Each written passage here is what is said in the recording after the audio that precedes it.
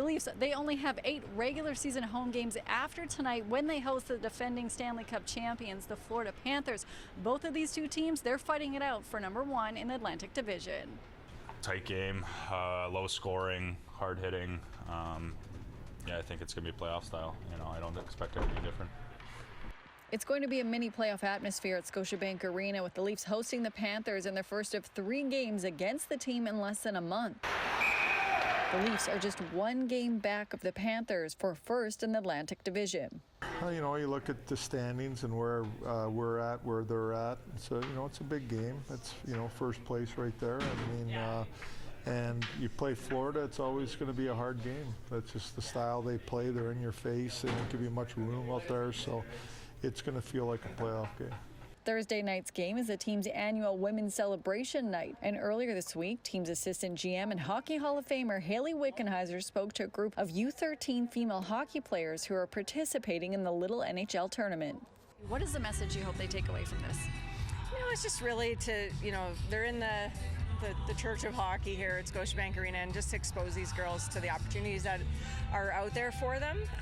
They may never get to the NHL or play in the Olympic Games, but the game of hockey can open doors for so many things in your life. So that's really, I think, the message, and just around staying in sport. We know that young girls drop out around the ages of 13, 14, 15, and it's a real problem to try to keep girls in sport. So just exposing them that, hey, there's a lot of fun things you can continue to do, and hockey can be the vehicle to take you there.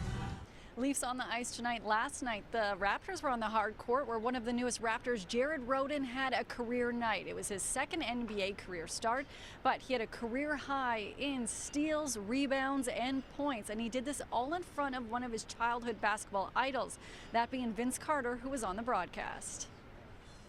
Vince Carter was the first jersey that I ever had, NBA jersey, and I just remember wearing that jersey up until I was in high school.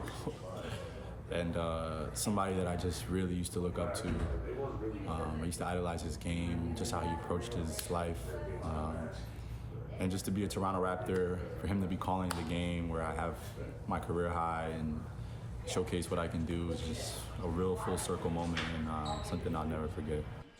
Now back to tonight's Leafs game. It's some great news for Leafs fans. They just announced that defenseman Chris Tanev has been activated from the injury list. He'll be in tonight's game.